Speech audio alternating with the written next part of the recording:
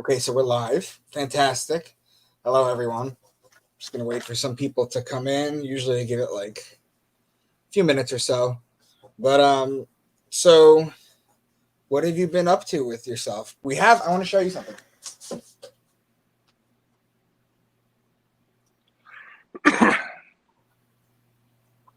Oh, where is it?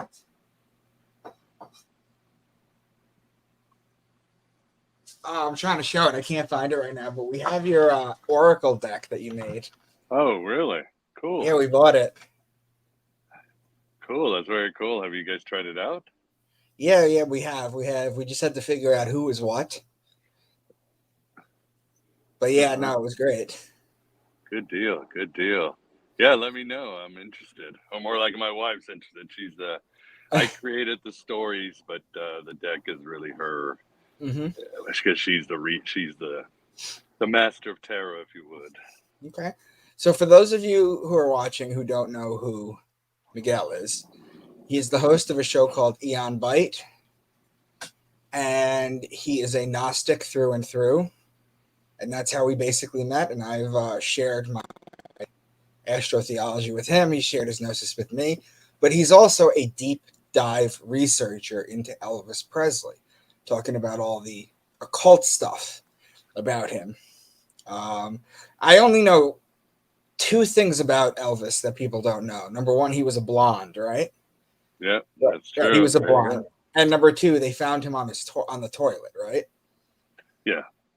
Right. But aside from that, so take us through Elvis and how he fell into the occult world and what he made of it. Oh dear. That's quite a loaded question. Yeah, for Yeah. your audience.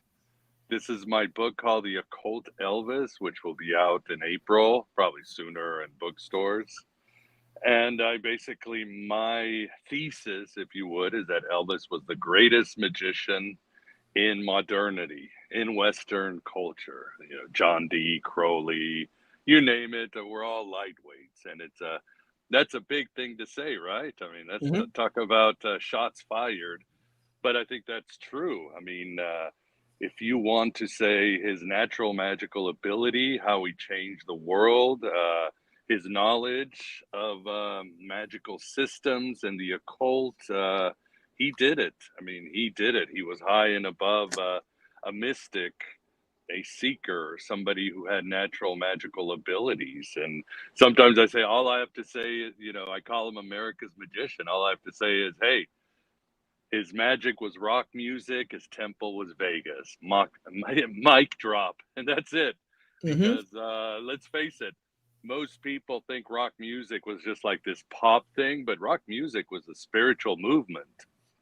It was it was one step ahead of Pentecostalism and gospel music. Even people who used to go to concerts when it first started, they'd be like, "Hey, this is like a Holy Spirit revival, except you're changing Jesus to baby, but it's the same thing, the talking in tongues and the gyrations and the energy and all that." So rock music really was a spiritual movement, and other music critics have noticed this. And it was a movement to help the United States as it came out of World War II as this world power, this consumerist, uh, massive technological entity. And rock music, you might say, was a spirituality to lead the country to its new incarnation as the world's empire, if you would. And Elvis was at the head of it. I don't think I've yet to answer your question, but he was a very spiritual person. He was a seeker. He obviously was raised as a Pentecostal. Since he was in his mother's womb, he was going to, his mother would go to church like every night and do again, the whole Holy Spirit grab me and all that. And Pentecostalism was accused of being a sort of a sexual orgy.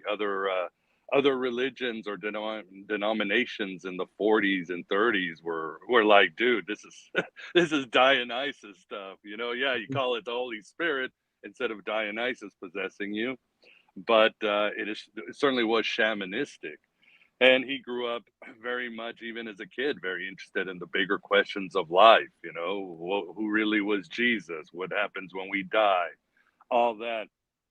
but he only knew Christianity. Once his mother died, right when he was going into the army in 58, like many of us, he was going through a very deep crisis. So he started expanding himself, looking for answers. So he got into like Khalil Gibran's The Prophet. He got into aromatherapy. He started talking about reincarnation while he was a soldier in the army. He started looking. And then when he came out, again, Elvis's life was always moving very fast. He got, he'd already conquered the music business. He was already the GOAT while he was still, 23, 24.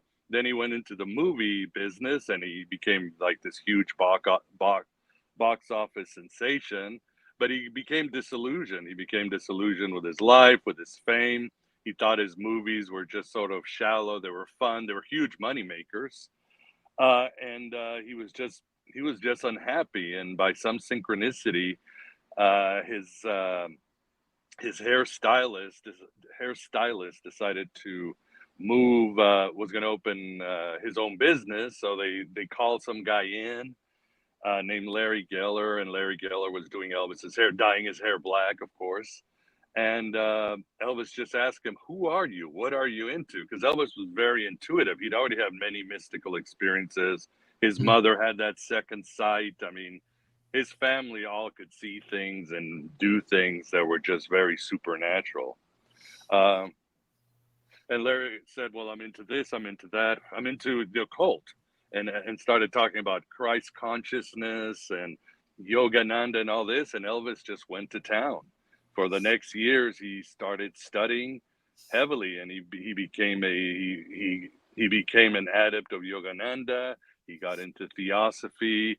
He got into Manly P. Hall, numerology, astrology, magic. He read Gnostic Gospels. He read books on UFO, and he just went crazy.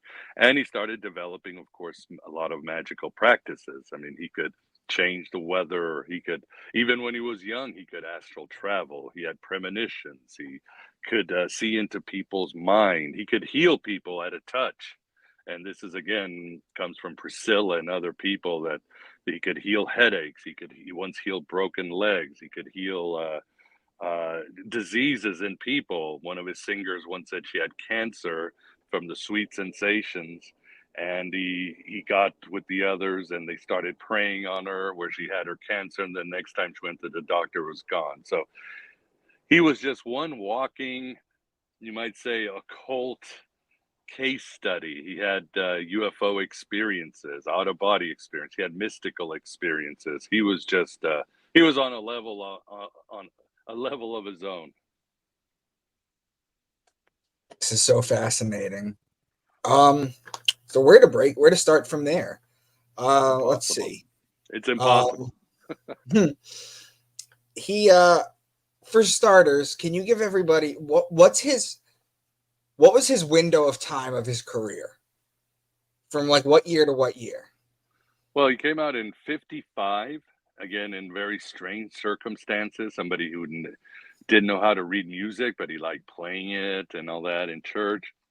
Somehow he was hanging out at a record store, and one strange incident led to another. He gets a record contract, gets a big hit in 1955, gets picked up by the Colonel Parker soon after that, and suddenly he becomes just breaks records everywhere and changes the culture, goes on TV, starts making movies, and suddenly rock is everywhere, and Elvis is the biggest sensation in the world, if you would, for years.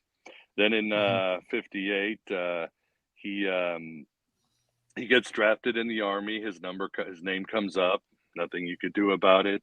Goes into the army for a couple of years. Comes back. He's still dominating the charts, all that. But then he decides to go into the movies, and he sort of stops touring, stops doing live acts. Focuses more on movies. He's still putting out albums that are hitting number one. 64, suddenly he gets into spirituality, esoteric spirituality. Then in 67, he decides, I'm going to make a comeback. And people are like, how can you, I mean, you're a washed up star. There's no, this is the time of the Beatles and the Rolling Stones in the 60s. But he comes back, in his Vegas personification. And once again, he's the greatest solo artist in the world. Just rules the charts, sells out, and keeps touring and whatever. And then 70s does well, but unfortunately his demons start Mhm. to catch up to him. And yeah, and he dies in 77. He had problems with food, right? That was one of them. Uh, I would say so. I mean, he never really cared about it. He liked to eat what he eat.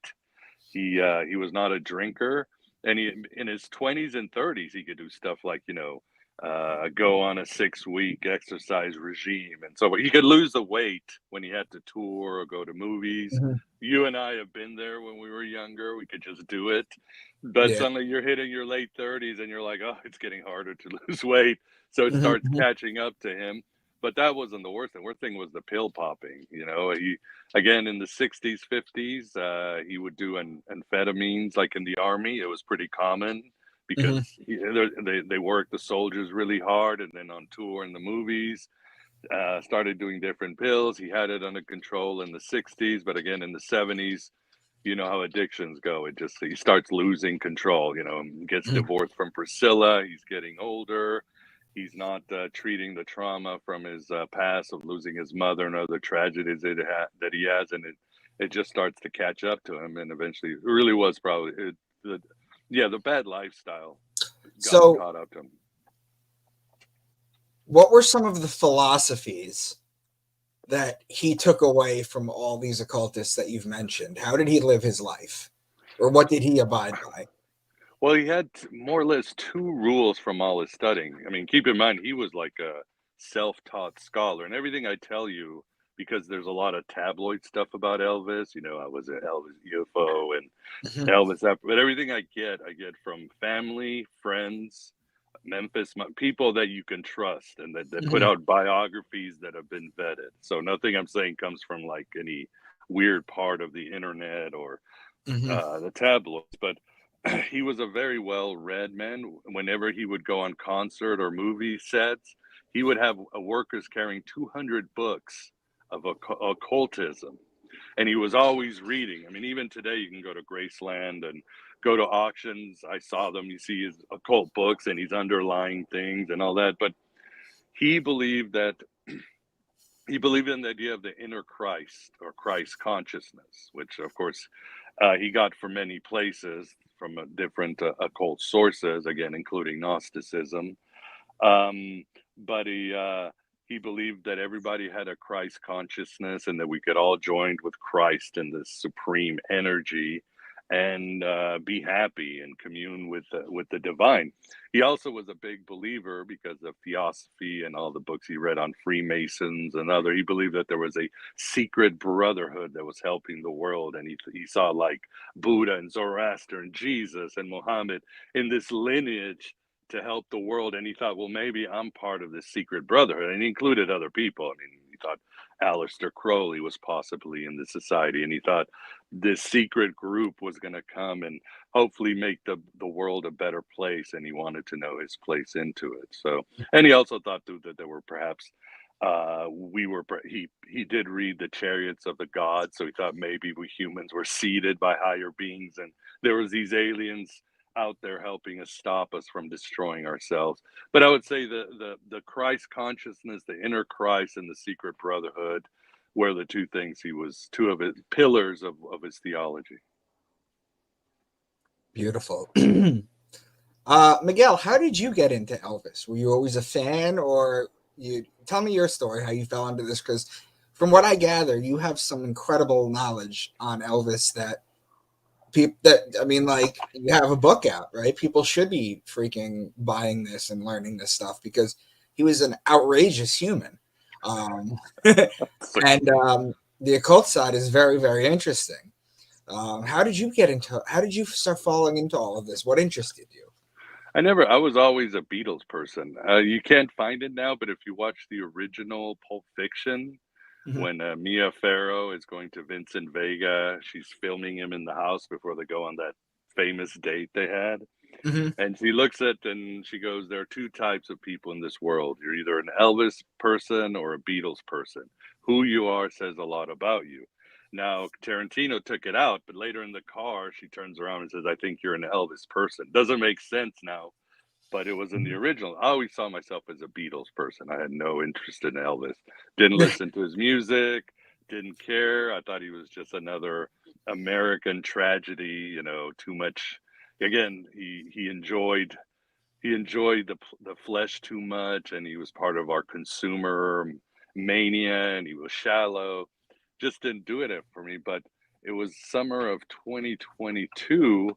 I started having all these synchronicities about Elvis that were just coming to me, things that were reminding me that I'd heard about him, and then I went when I was in Portugal visiting my family. I did a couple of ayahuasca ceremonies with my uncle, who's the head of the Santo Daime Church. And after those ceremonies, it was like a voice in my head, Elvis, Elvis, Elvis.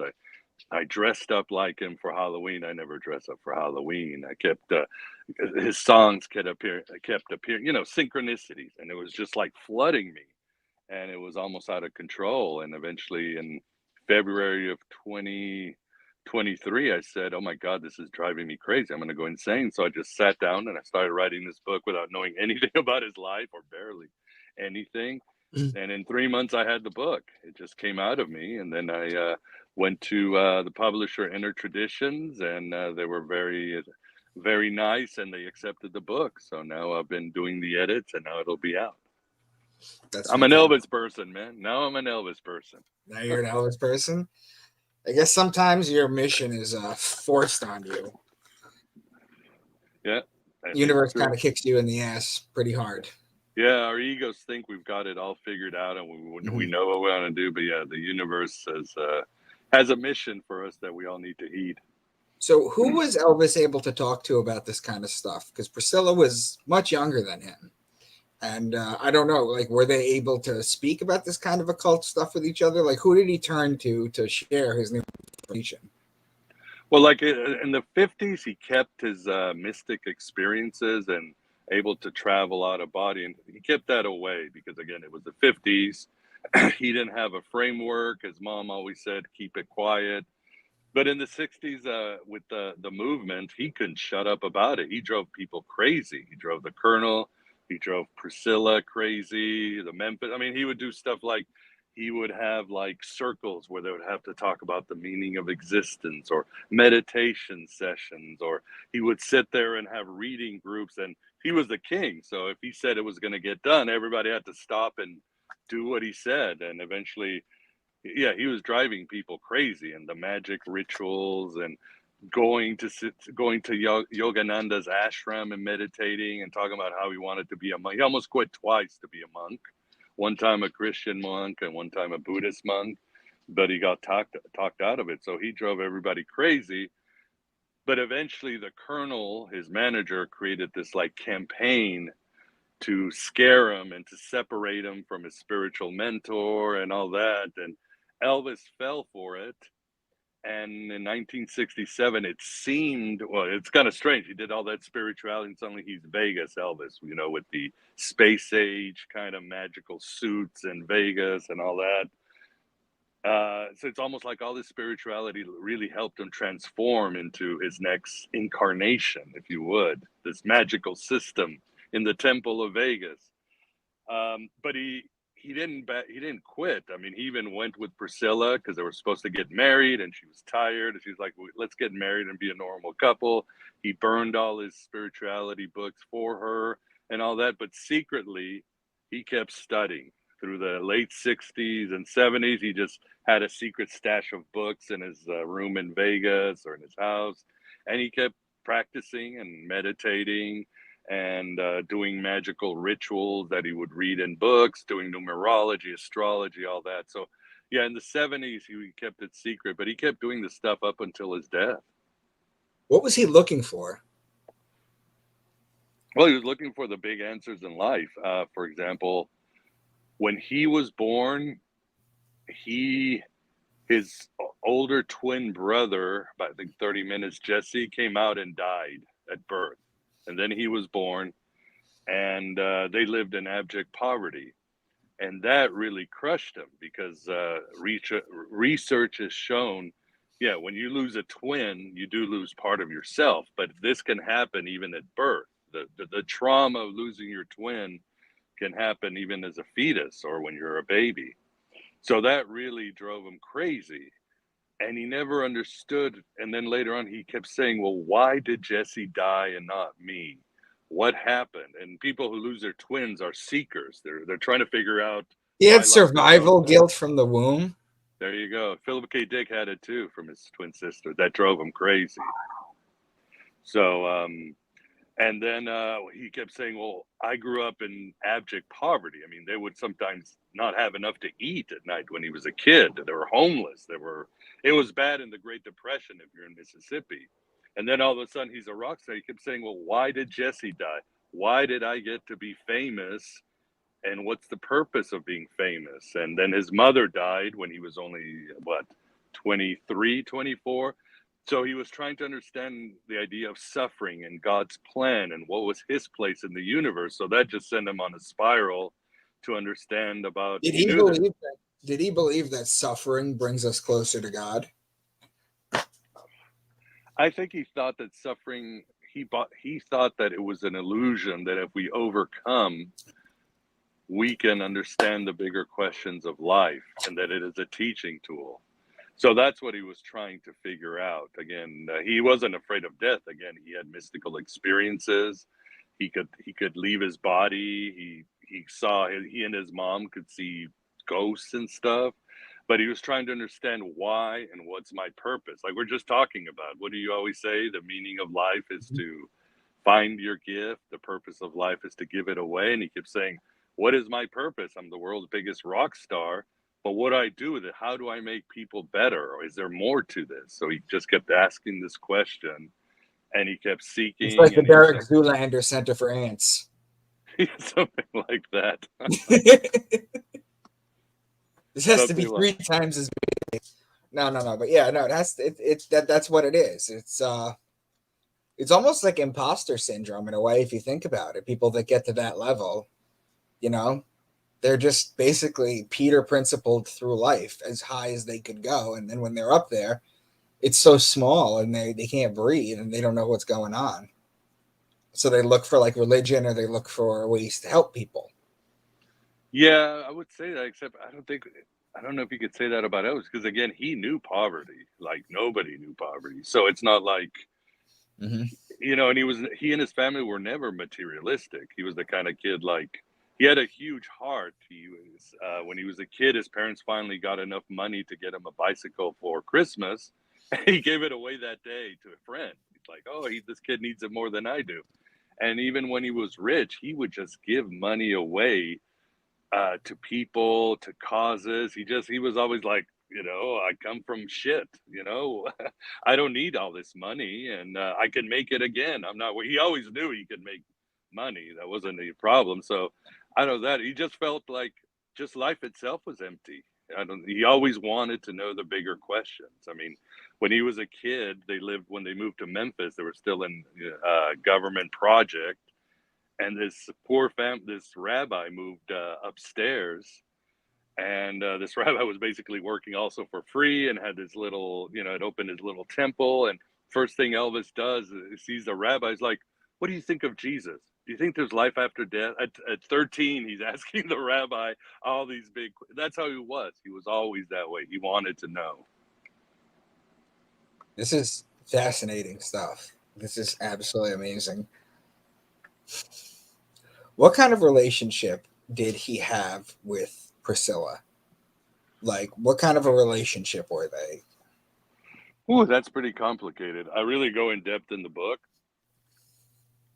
but when you have to keep it this way, beyond his brother Jesse dying and growing up in poverty, and now the research is coming out, poverty is traumatic. Trauma is passed down epigenetically from your ancestors, and his ancestors were were witches and very colonized, poor Jews, poor Irish. I mean, it was just a bad time in Mississippi. Still is. I went there, but he had the trauma of poverty, trauma of losing Jesse, and then he finally gets, and then he had the trauma of having a bad relationship with his mom. And I don't mean that they didn't love each other, is that they loved each other too much. Once Jesse died, Gladys, his mother, found out she couldn't have more children. So what do you think she did? She became one of those helicopter moms. And now we find out that that kind of parenting is very destructive. It's called lethal enmeshment, because you don't allow your kid to leave. You make the kid the second husband or spouse, and the kid creates two personalities, one for the mom and one to try and explore. But so Elvis had this really, well, it did psychological damage with him, and certainly it would do damage with relationships with women. He put his mom on a pedestal. It was damaging. And unfortunately, you can't blame Gladys for that, because, that's what happened. It was very tragic. But when Gladys died at a young age, she was in her early 40s, and he was only 23 in the Army. And he only got 2 weeks. The Army only gave him 2 weeks to mourn his mother. And then he was shipped off to Germany. So think of the trauma of that, and think of the lethal enmeshment and the sort of Oedipus thing that was in poor Elvis's head. So all through his life, anything that reminded him of his mother, he was immediately attracted to. He had no choice. He only figured it out like right before he died. He's like, a light bulb went up. But for example, Blavatsky, he opened up the book. H.P. Blavatsky reminded him of Gladys, and I have their pictures in the book. They look the same. And he was like, who is this woman? And so he started like studying theosophy and thought she was the greatest thing since sliced bread. He and Dayamata, who was Yogananda's successor, who ran who ran his movement, very big movement. He saw, oh my God, she reminds me of my mother. I'm gonna go to the ashram every day and meditate. They never had any sort of relation, but anything that reminded him of his mother, this mommy complex, he So he could was not just say facing no. a ghost, basically. Yeah. And when he saw Priscilla, who looked like his mother, he was like, I need to have her. She needs to be with me. I mean, there was no, and when Elvis wanted something, whether he was rich or poor, he had a way of getting it. He just had this unique drive. He could get anything he wanted 99% of the time. But so he asked her out. They started going out. And then when he left the Army, he went back and reached out and talked to her. Eventually, she moved there. She was still, 17. But she lived apart. Eventually, he started living in Graceland, and it was doomed. It really was doomed. But What was their age gap? hmm? What was their age gap? Let's see. She was 14. He was 24, so it was 10. But I don't think they'd never consummated their relationship, either right when they got married in 67, when she was already in her early 20s, mid 20s, or maybe before. And if it was before, it was Priscilla who forced Elvis. I think it's in her biography. She's the one. He kept saying, in fact, that was the time he was all spiritual, like, oh, in the mid 60s, sex is bad. We should just, la la la. And she's like, F you, man. I've been here in your house and I got nothing you're putting out. But it was doomed. And you could say, I guess he was grooming her, but he wasn't. I mean, it's, again, when you put the psychological effects of his mother and the damage and all that, it's and when Priscilla wanted a divorce, he was like, you're right. I can't do anything. It's not like he tried to manipulate her or anything. He just said, you're right. I effed up. It's not going to work out. Why wasn't it going to work out between the two of them? What was the big divide? Well, Elvis could not commit to women. Again, his psyche was damaged. B, he was always chasing, like you said, a ghost, his mom, which he would never find, but for some reason he had to chase it. And it was such a powerful complex that he had this weird habit. He couldn't have sex with women who had children. As soon as the mommy archetype went in, he couldn't perform. So once Priscilla got pregnant with Lisa Marie, that was it. He got very cold. And he was never monogamous. He just could not. he was the biggest sex symbol in the world, and he could never commit to one woman. He always liked the attention of other women. So between all of this, they got together for the wrong reasons. Wow. They stayed friends. They stayed close after their divorce. They were always close. He didn't like that she became a Scientologist. He hated Scientology, but they still remained close. Mm.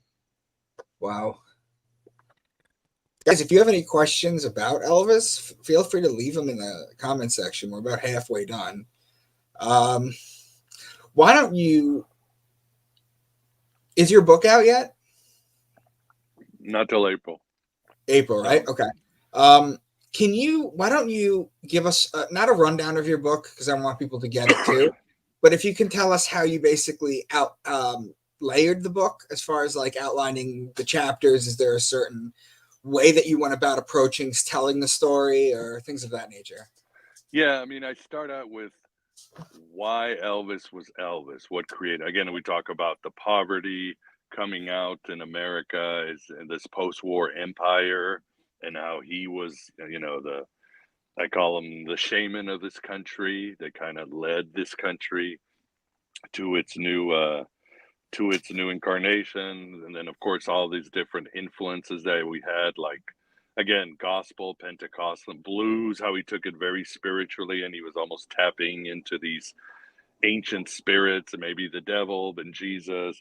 How comic books influence. He was a big Captain Marvel, Shazam fan. All these things that made Elvis until he became famous. And then I talk about how he becomes very spiritual and all the influence that he was into. And we've talked about it, Theosophy, Manly P. Hall, Hinduism, Taoism, you name it, Kabbalah, he was into it.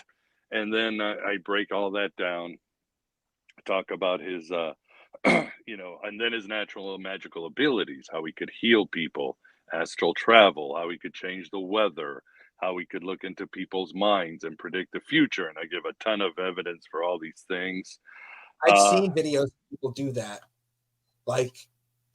And they talk about it in The Alchemist too. Yeah. In The Alchemist. But I've seen pictures of people being like, control the weather, and then someone's out there with the field, the wind picks up, and they have like multiple camera angles to show the thing out there. All of a sudden the wind picks up. It's wild. He did it. Yeah, he did it all the time. And he could like look at bushes and make bushes shake. And he thought, you know what I mean? He could do all these. I mean, when you read it, you're like, oh my God. And of course I include his mystical experiences, what he saw, what predictions they are. I include his UFO experiences. He had 3 extraterrestrial experiences. He was not alone. He had a group of people. They all saw it. They all attest to it. One of them happened in Graceland. Another one in the desert. I think one in his LA home.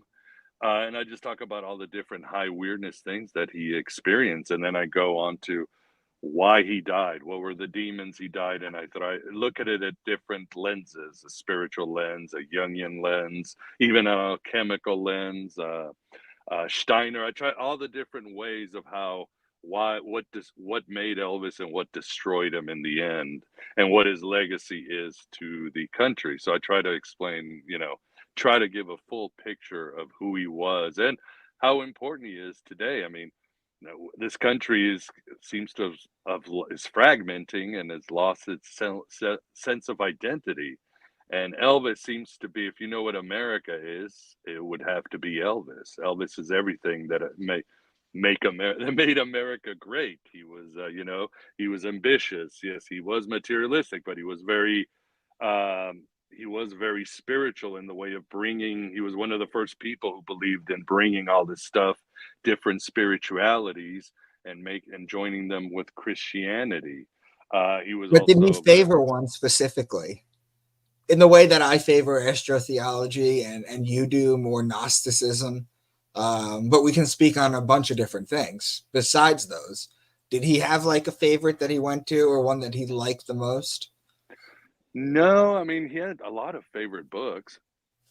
He really liked this book called The Impersonal Life. I think the guy's name is Brenner, because again, he liked this idea of a Christ consciousness, how Jesus was an energy that was in every human being. because he'd all in the 50s he pretty much abandoned evangelical Christianity because everybody turned on him.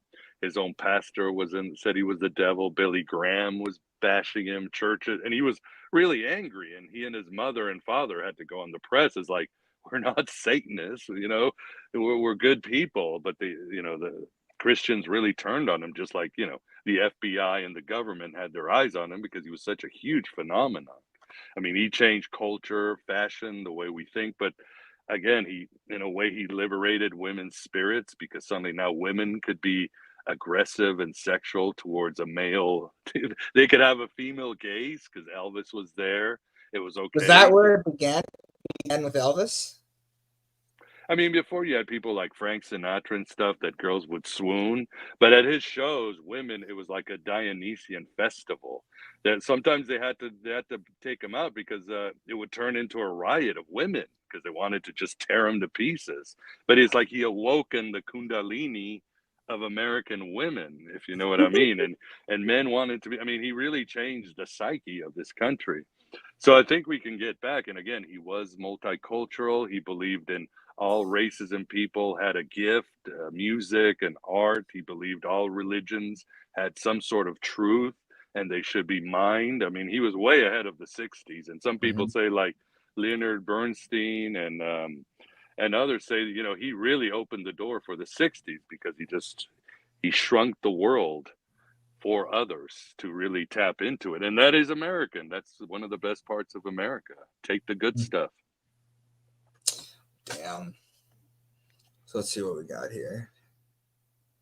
What was I going to say about Elvis? Any of you guys have any questions you want to ask about Elvis? Feel free to leave them in the comment section. Or in the chat right now, I should say.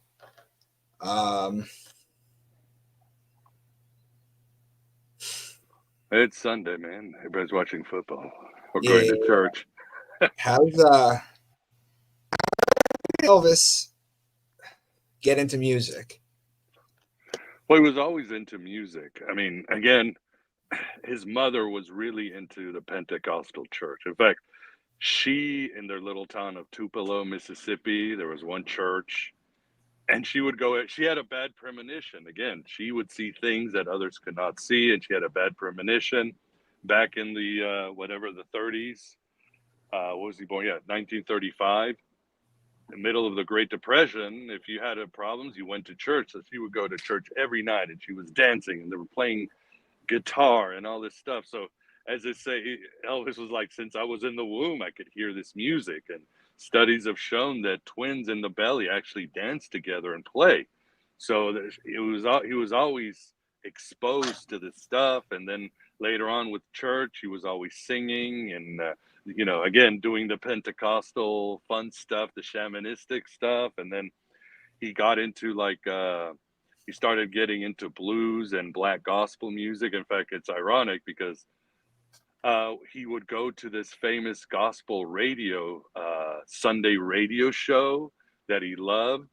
And it was different. It was like the blacks were here and Elvis had to be isolated in the back because he was white. It was flipped. But he didn't care. He would go there every Sunday because he loved the music. And he got into spirituality. He taught himself the guitar, started playing. In high school, they were like, hey, he's okay. Good looking kid, but I think he's more interested in football.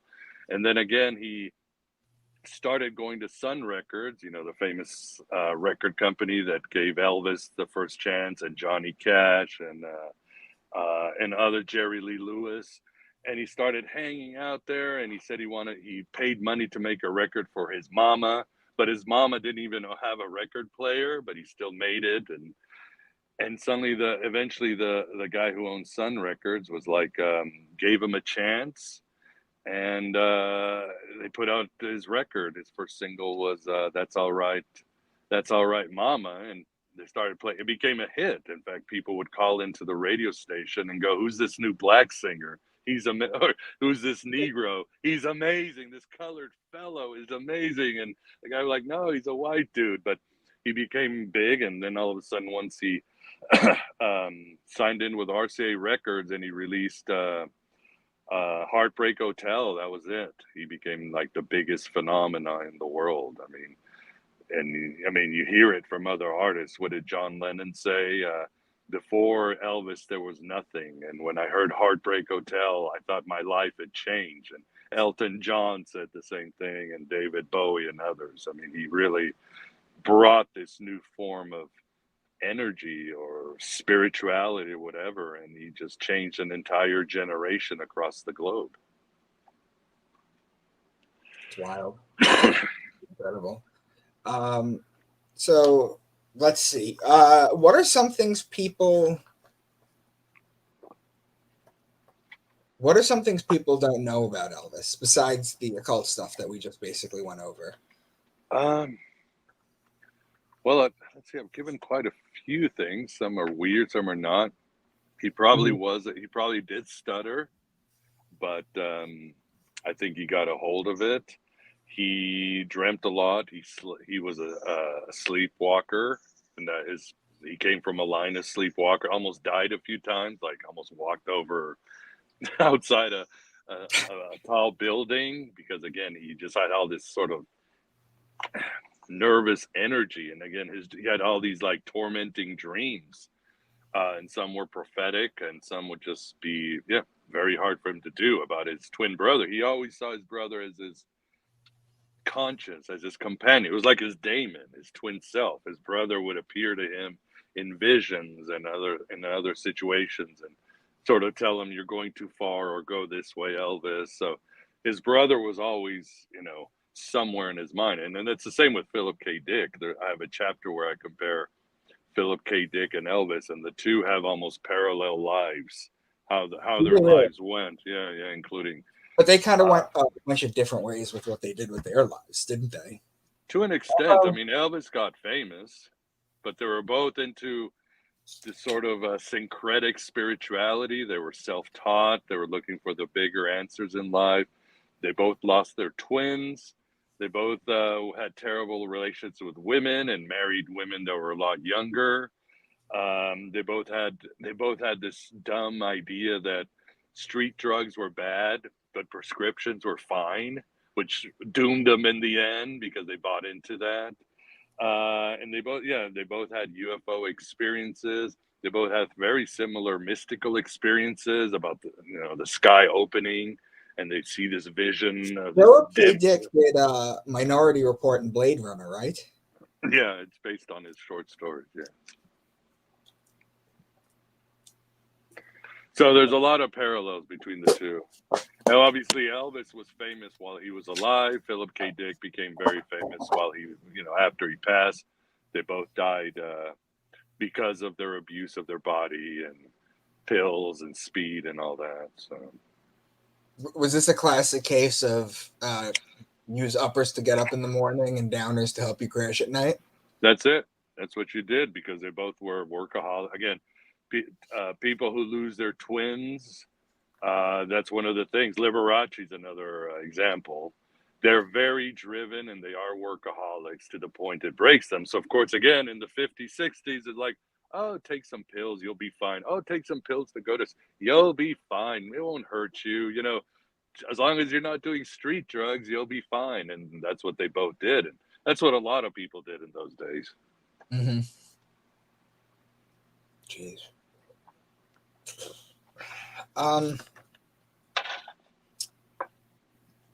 What did Lisa Marie recently? I'm sorry, Lisa Marie recently passed, didn't she? Like a year or two ago. Yeah, she did. Unfortunately, did she have any kids? Yeah, in fact, her daughter Riley Keough has appeared in movies. Really? Yeah, like Under the Silver Lake. She's on a show on Hulu. She was on that what's that Amazon series about Daisy, about the rock star, the rock group. So she is actually a pretty successful actress. So she is in charge now of the Elvis estate, if you would. But yeah, Lisa, I mean, what's the name? Priscilla always said that family, there's a darkness about them, from the parents and the grandparents to there's demons that have been chasing them. And she was always kind of scared of that lineage of Elvis. So unfortunately, I think that happened to Lisa. And Lisa, now I'm finding out she had extraterrestrial experiences too. So Really? yeah. Something about that family, some families have some sort of witch blood, or their channels are open or I was whatever. gonna say, are any of them rhesus negative? I don't even know. Yeah, I don't even know what his blood type is. Or hers, yeah, I'm not sure. Well, guys, you have any? Look at what's going on here. Guys, do you have any questions for Miguel? So, Miguel, first tell everybody. I'm going to give it a couple minutes, but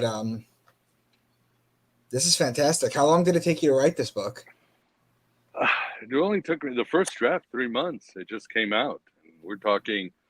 You and I have only scratched the surface. It's like 80,000 words. It's like more than 300 pages. So there's a lot of data. I mean, you won't believe the weirdness that would happen, that it was his daily life, seeing angels, ghosts. They just came out. I don't want to say it was channeled, but I would say it was kind of forced.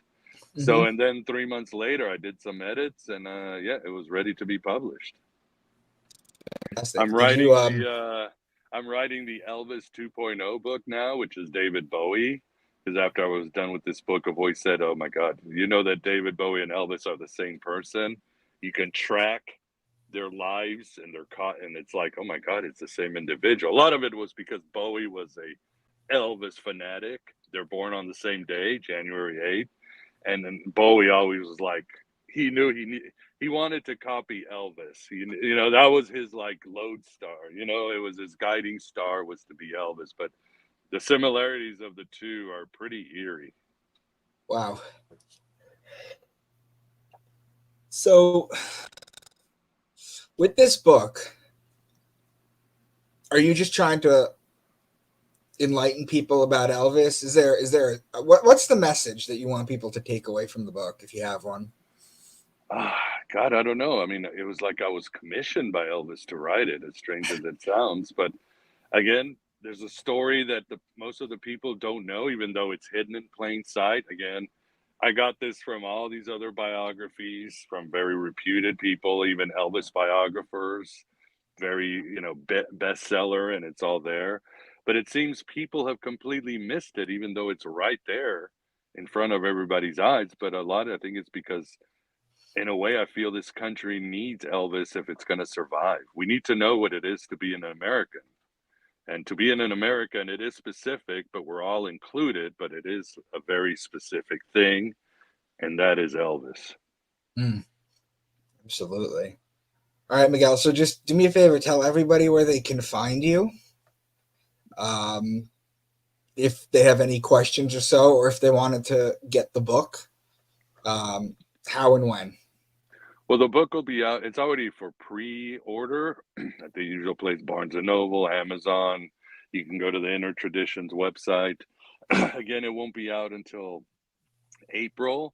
Again, but usually you'll find it at bookstores and libraries before that. That's how it usually works out. So just have people type in my name and do Occult Elvis. And then if they want to know more about me, I'm putting my normal writer website, miguelconner.com, but it's still not ready. Just go to my Aeon Byte Gnostic side, which is thegodabovegod.com, and you find out what's going on. Okay, I do have a question here. Hold on. Question, please ask about his other children. Elvis's other children. He only had Lisa Marie, as far as I know. Yeah, maybe some people might claim, but as far as I know, Lisa Marie was it. I think Lisa Marie had 2 children. Of course, one of the son committed suicide, and now Riley is pretty much the one in charge. Okay, so any last minute advice for anyone, or just anything that you want to share about Elvis, or just anything you want to share in general? Just last message. No, I think that's it. Thank you. Thank you very much. I gotta work on my Elvis accent for the audiobook. Oh yeah. Are you getting it? Are you getting it done? I'll do it myself. Yeah. Well, of course you would with that voice. Yeah. Well, I gotta get the Elvis accent I down. want to. I mean, I'll narrate my life. Yeah, I mean, I'll do it. The book will be my voice, but there's a lot of parts where I quote Elvis, so Right. I should use his accent, right? My Awesome. mama never told me that God was. All right, Miguel. Well, Miguel, thank you so much for coming on, and we'll talk soon. All right, thanks for having me. Always fun, man. Thanks, man. Take care.